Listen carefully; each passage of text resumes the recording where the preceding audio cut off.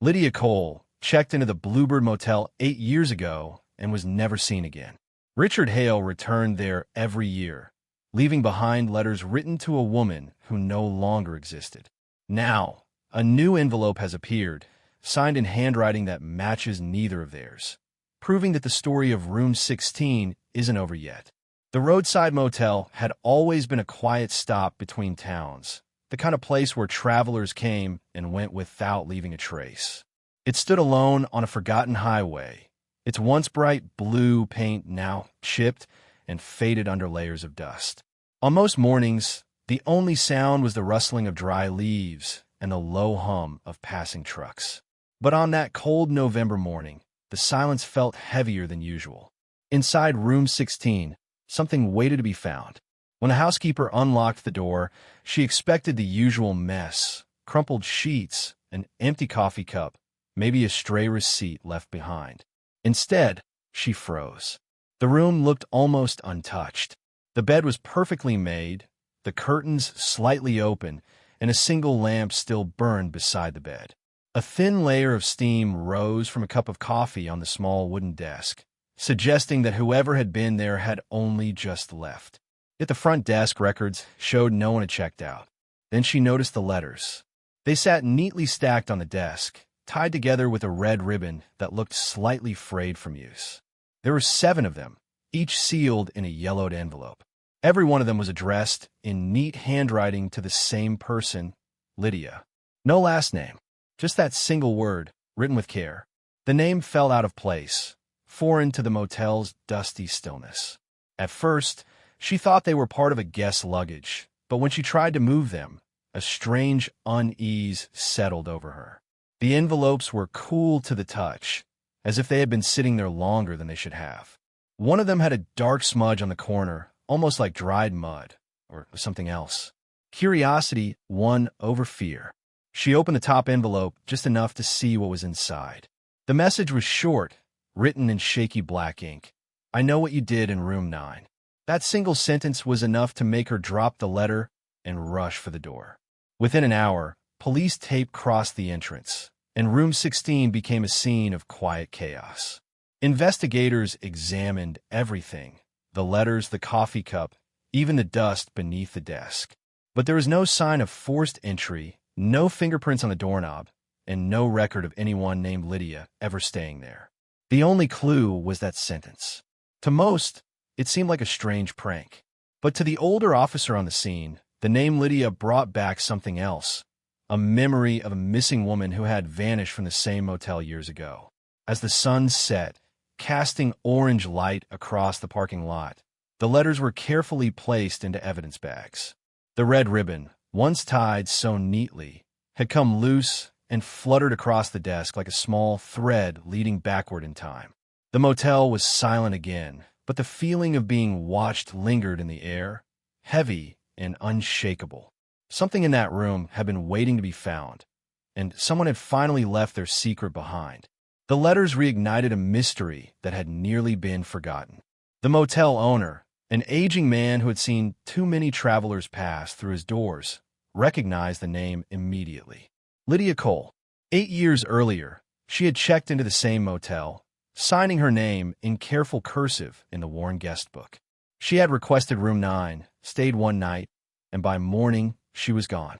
Her car was still parked behind the building, her belongings untouched inside the trunk. There had been no signs of a struggle, no witnesses, and no answers. The case had grown cold, and the room had been sealed ever since. Detectives reopened the old files. The photos showed Lydia's car under a layer of dust, the same car that still sat in the impound lot, never claimed by family. In every image, she seemed like a woman caught between two lives, someone who had run from something but didn't quite know where to go. Locals remembered her faintly, describing her as quiet, polite, and always looking over her shoulder. The letters, however, suggested that someone else remembered her far more vividly. When the envelopes were examined, they revealed different dates, written in the corners as though the sender had kept track of time. The earliest was from 2017, the same year Lydia vanished. The most recent had been written just weeks before the discovery. Each letter carried a new layer of menace, as if the writer had grown more desperate with each passing year. One said, "You can't hide behind silence forever." Another read, "I saw you that night by the fence." The words hinted at secrets buried deeper than anyone had realized. The handwriting analysis revealed something peculiar. Though the letters were written by the same person, the pressure and rhythm of the writing changed over time. Early letters were controlled, almost tender, while later ones appeared rushed, uneven, filled with anger. It was as if the writer's state of mind had deteriorated with each passing year. Detectives revisited the motel's records from the night Lydia disappeared. Only 2 other rooms have been occupied, room 12 by a traveling salesman and room 16 by a truck driver whose name was partly smudged on the logbook. The coincidence of room 16 now being the place where the letters were found didn't escape anyone's attention. But there were no surviving records of who that driver was or where he went after that night. In town, whispers began again. People said Lydia had been involved with someone dangerous, that she had come to the motel to meet him one last time. Others believed she had staged her own disappearance, leaving clues behind as a way to haunt whoever wronged her. The motel, once just a stop along a lonely road, now became a landmark of unease. Travelers passing through it slowed down as they approached, glancing at the boarded windows of room 9. The air around it seemed heavier, the silence more deliberate. Every story about Lydia, every theory about her fate began and ended there. And with the letters now resurfacing, it seemed as if someone, maybe the one who had written them, was still trying to finish what had started on that long, cold night years ago. The search for the person behind the letters turned from curiosity to obsession for the investigators assigned to the case. Every detail of the envelopes, every smudge of ink, every fiber of paper was examined for clues. It was the stationery that finally offered a lead.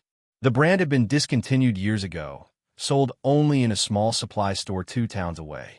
The shopkeeper, an elderly woman with a sharp memory, recalled selling several packs of that same cream-colored paper to a man who seemed nervous and in a hurry.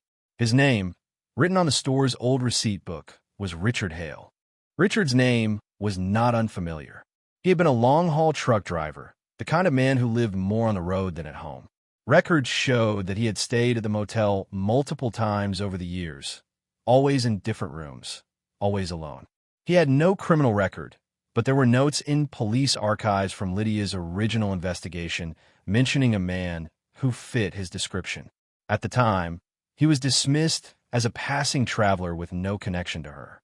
Now, he seemed to be the missing thread tying everything together. Detectives traced him to a trailer park at the edge of a nearby industrial town. His neighbors said they hadn't seen him in months. Inside the trailer, the air smelled of damp paper and old cigarettes. On the small kitchen table lay scattered maps marked with red ink, each marking corresponding to a different roadside motel. Some of those places had been abandoned for years. In a cardboard box labeled Lydia, Unfinished Business, police found photographs, grainy, taken from a distance, showing a woman matching Lydia's description entering and leaving gas stations, diners, and parking lots. Some photos were dated months after her disappearance, though investigators couldn't confirm if they were genuine or doctored. Tucked beneath the photos was a motel key stamped with a number 16. It matched the exact style used by the Bluebird Motel where the letters had been found. That small piece of metal connected Richard directly to the scene. When detectives ran his name through national databases, they learned Richard had stopped working shortly after Lydia vanished. His trucking routes ended abruptly, and his driver's license had expired without renewal. It was as if he had simply disappeared. Some believed he might have taken his own life out of guilt. Others suspected he was still alive, moving between forgotten highways, leaving his letters behind as a way to taunt the truth. A closer look at the handwriting confirmed he had written the letters, but what puzzled investigators was his intent. The tone shifted from apology to accusation, from longing to rage. It was as though Richard was writing both to Lydia and against her, trying to confess and blame her at the same time. The discovery only deepened the mystery. If Richard had written the letters, who had added the most recent one? His fingerprints appeared on most of the envelopes, but the newest letter bore a second, unidentified set. It was small, delicate, almost certainly belonging to a woman. That detail suggested something no one had expected. Someone else had been continuing Richard's messages long after he was gone. A week after investigators linked Richard Hale to the letters, the motel was sealed again for a deeper search. Detectives combed through every inch of room 16, peeling away wallpaper and lifting floorboards. Behind the old wall heater, they found something carefully hidden, a small plastic-wrapped cassette tape covered in dust. The label on it, written in faded blue ink, read only one word: Lydia. The tape was sent to the forensics lab, where specialists managed to restore the faint audio. What they heard changed the course of the investigation. The voice on the tape was male, steady at first, but trembling as it went on. It was Richard Hale. He spoke slowly, his breathing ragged, describing the night Lydia disappeared. He said they had met in room 9, where they planned to make things right.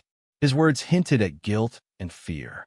He mentioned an argument about something that couldn't be undone, then a crash, followed by silence. He claimed Lydia had fallen and struck her head near the back fence of the motel.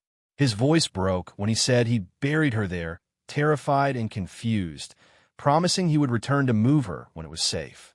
Then came a pause, the sound of static, and one last sentence that made every listener freeze. "She never stayed gone," she writes me back. The tape was old, likely recorded not long after Lydia's disappearance. Yet, no remains had ever been found near the fence, even when the area was first searched years earlier. The new discovery prompted another excavation, but again, nothing surfaced. It was as if Richard's confession pointed to a grave that had never existed, or one that had been moved long ago.